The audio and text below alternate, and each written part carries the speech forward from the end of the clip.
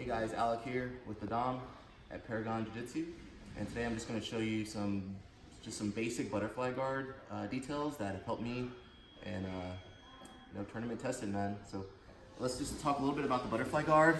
I did a video before, but it's always good to review because I always pick up details. Like I was teaching today, and I just saw a lot of details that I missed when the students were asking me questions.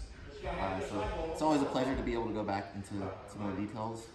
And so the butterfly guard, a little bit of what we talked about in our previous video is not allowing your opponent to get the body lock on you. Because if he gets around my body and he's able to push me to the ground, he has my whole body controlled. I can't even use my hips. I can't get away. I can't sit up. That's one position you guys don't want to allow to happen, okay? So I'm always looking for an underhook or overhook or some combination of the two just to block that body lock. So my ideal situation is to have the double underhooks on him or body lock, closing my arms.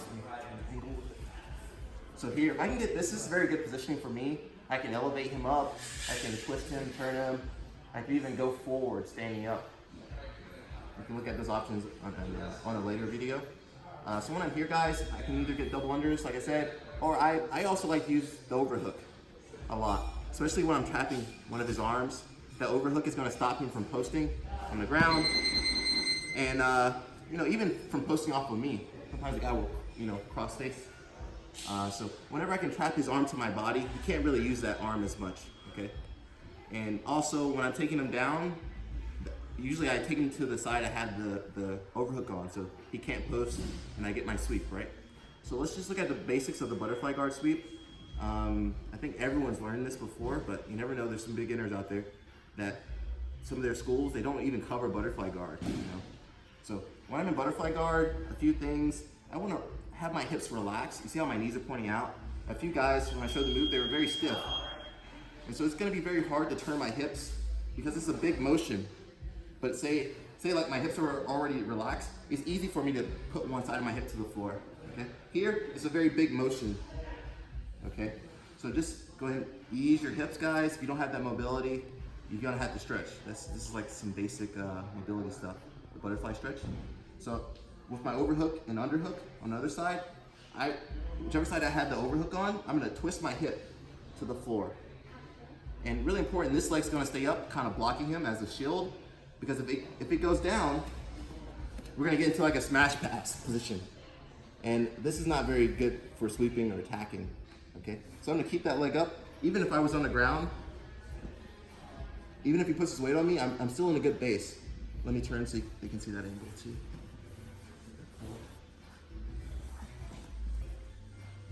So here, even if I'm down, my legs are still very strong, you guys see? Okay, that leg supporting me.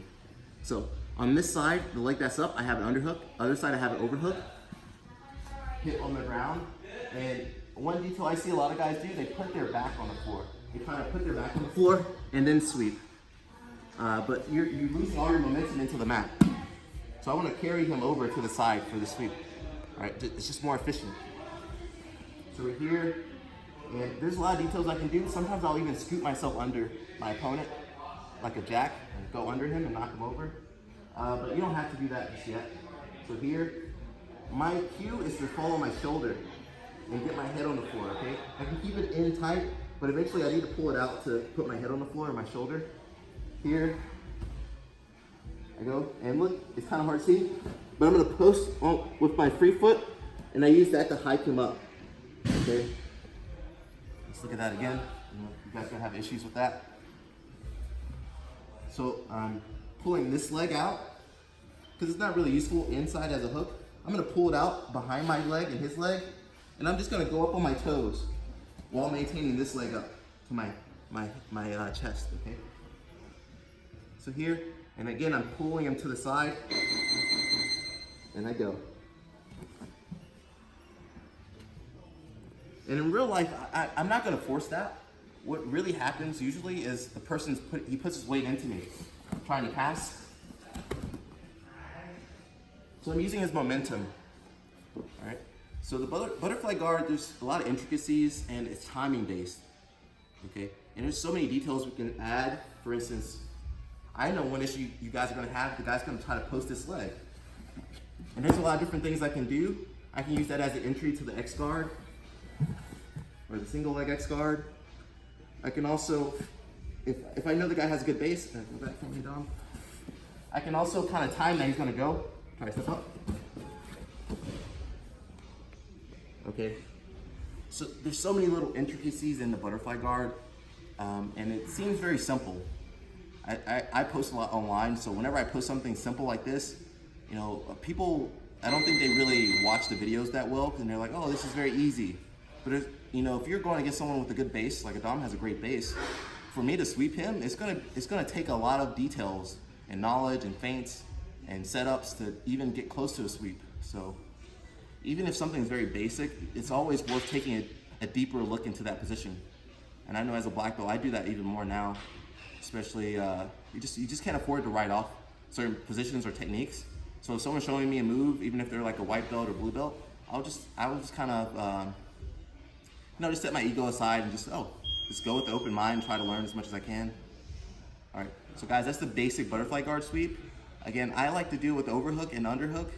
You can do it, there's different variations, guys. There's always gonna be a million different variations, so it's better for me to just address one position at a time online, and then you know, I can always come out with another video. So guys, please check it out, and if you can, please check me out at Alec Balding on all my social media, and also Adam. He has a really great website and social media called Jailhouse Strong. Please follow him, guys. Adam, I'll never forget, he told me to be on Instagram like 3 years ago, and I was like, you know, whatever, man. And now look, he was right. So guys, please check him out, and I'll put the links somewhere around here. So just check it out. All right, peace.